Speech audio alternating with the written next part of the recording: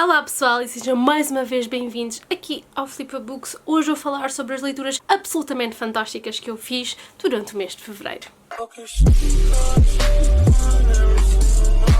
Fevereiro é sempre aquele mês estranho em que sentimos que temos tão menos tempo para fazer todas as coisas que queremos fazer e para ler todos os livros que queremos ler. E eu comecei o mês muito bem, tudo o que eu li foi fascinante. No final do mês comecei a entrar num género de slump, não apetecia realmente ler, mas resumindo e concluído, tudo o que eu li foi tão bom que eu estou tão agradecida por este mês. Comecei em fevereiro a ler The Invisible Life of Addie LaRue, de V.E. Schwab. Este livro está na boca do mundo. É a história de Addie LaRue, uma moça jovem que vive em França, numa aldeiazinha. A história começa em 1714, se eu não me engano, e vamos seguir a jornada dela ao longo de muitos anos. Tudo começa quando a Addie percebe que não quer ter a vida simples que os pais querem que ela tenha, que é casar e ter filhos e ficar na pequena aldeia em que toda a gente fica, onde toda a gente nasce, onde toda a gente cresce, onde toda a gente morre. Ela não quer isso de todo e no momento de desespero ela apela aos deuses para que façam alguma coisa, para que interrompam este curso que a vida dela está a levar e para que ela possa ter o que ela realmente quer da vida. Há uma senhora nesta aldeia que avisou a Addie várias vezes para rezar aos deuses sempre durante o dia, porque não queremos meter-se com os deuses que andam aí prowling at night. A Addie, no entanto, está tão frustrada, tão desesperada, que ela reza, sim, ao dia, mas continua a rezar, continua a rezar, continua a rezar, até que o dia já terminou e a noite chegou. E quem vem responder ao apelo dela não é exatamente o ser mais benevolente. Então eles fazem um acordo, a Addie consegue o que quer, viver para sempre, para poder explorar o mundo à vontade dela. No entanto, there's a twist. Este Deus, este diabo, esta entidade não só lhe dá o que ela quer, como também a amaldiçoa, a fazer com que todas as pessoas que ela alguma vez conhece se esqueçam dela imediatamente. Basta adormecer, basta fechar uma porta, basta não ter a Addie em campo de visão durante um breve momento e as pessoas esquecem-se dela. É uma história muito trágica, é uma história muito triste, é uma história sobre solidão, mas também é uma história sobre resiliência e como a Addie faz uma grande limonada dos limões que a vida lhe vai dando. E eu absolutamente amei este livro. A escrita é absolutamente maravilhosa. Eu estava completamente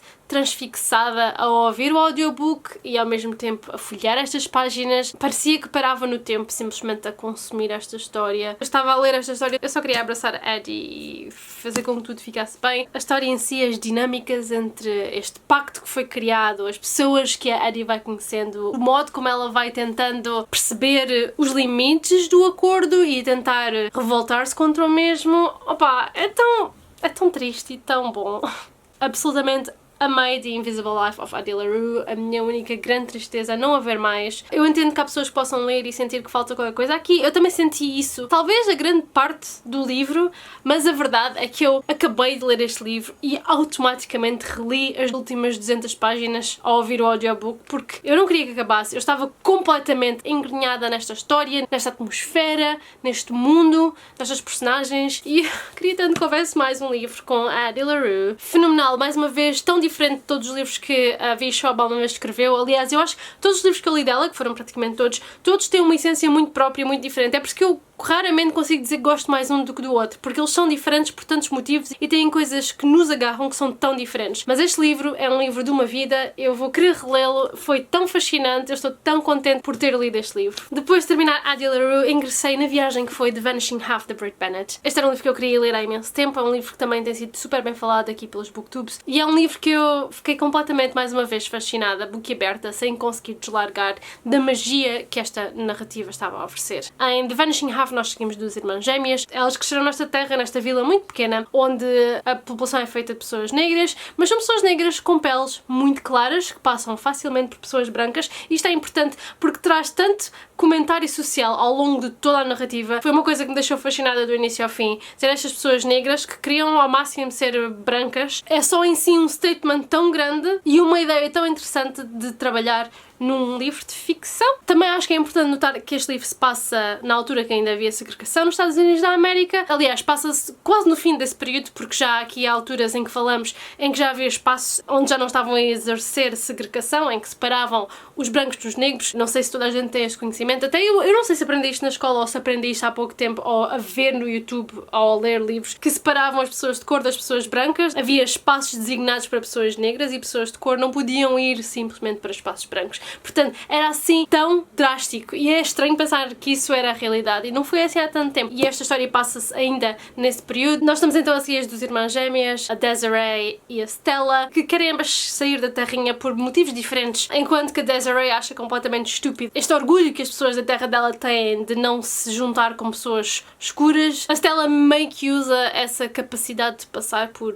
branca como um modo de escapar à vida que ela tem. É um livro...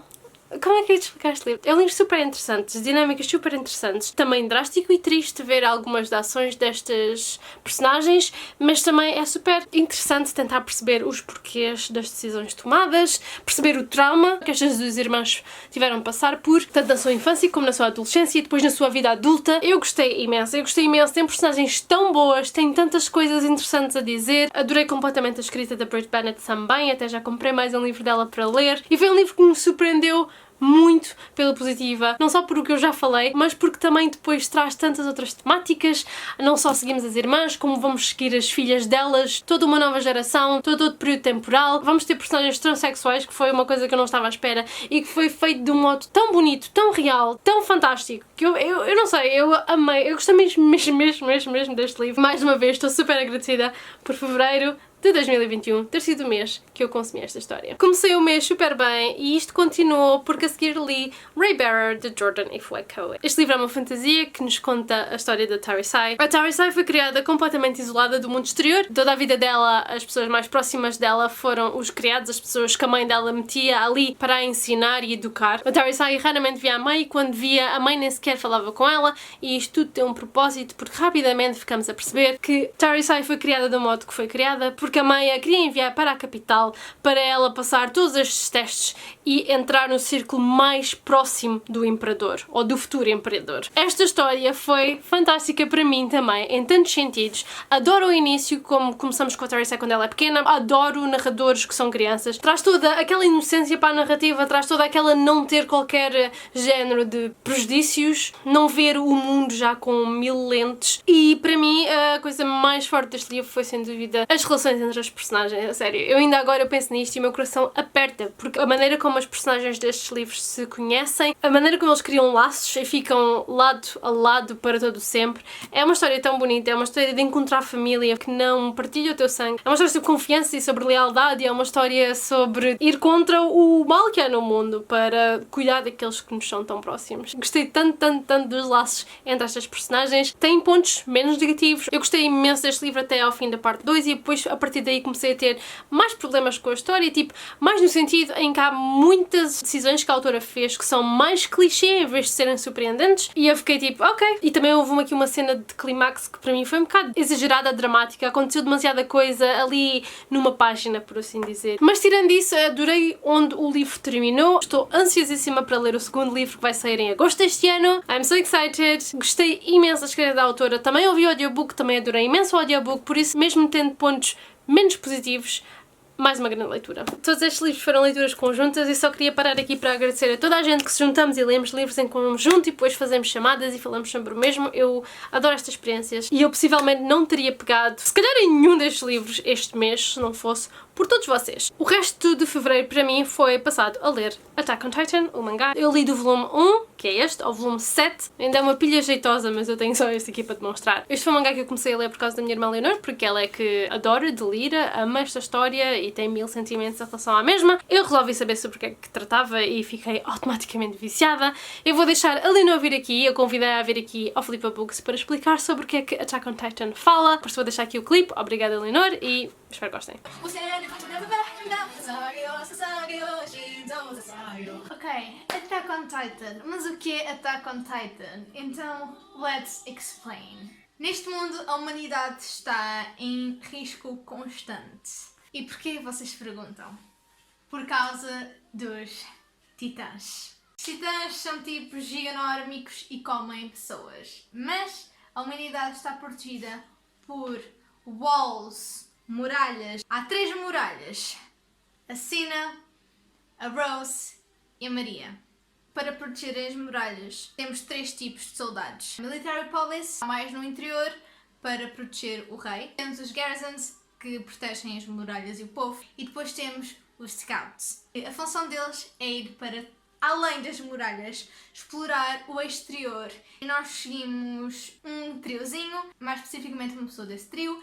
Nesse trio temos Eren, Mikasa e Armin. Este anime é mais focado no Eren. Estes 3 amigos vivem dentro da Muralha Maria. Nós começamos com Eren e Mikasa e é-nos logo dito que o Eren quer se juntar ao Scout Regiment, mas nesse dia algo aconteceu que mudou a vida de todos. Ao fim de 100 anos de paz, aparece um titã gigante. O titã colossal. Ele abre uma brecha na muralha. Nesse dia, a humanidade foi relembrada do medo e desespero que é estar à mercê dos titãs. Agora que já sabem sobre o que Attack on Titan fala, eu só vos quero dizer que eu estou mesmo completamente viciada. Há algo fascinante sobre ter que lidar com um inimigo cujo qual é tão mais poderoso, forte que tu, quando não há uma solução viável à vista, quando levas este grupo de pessoas para fora das muralhas e não sabes se alguém vai sobreviver, é mesmo deixar uma pessoa completamente agarrada às páginas e a consumir esta história a uma velocidade alucinante. Está a durar e estes 7 volumes foram absolutamente fantásticos. Foram então estas as minhas leituras do mês de fevereiro, poucos, mas tão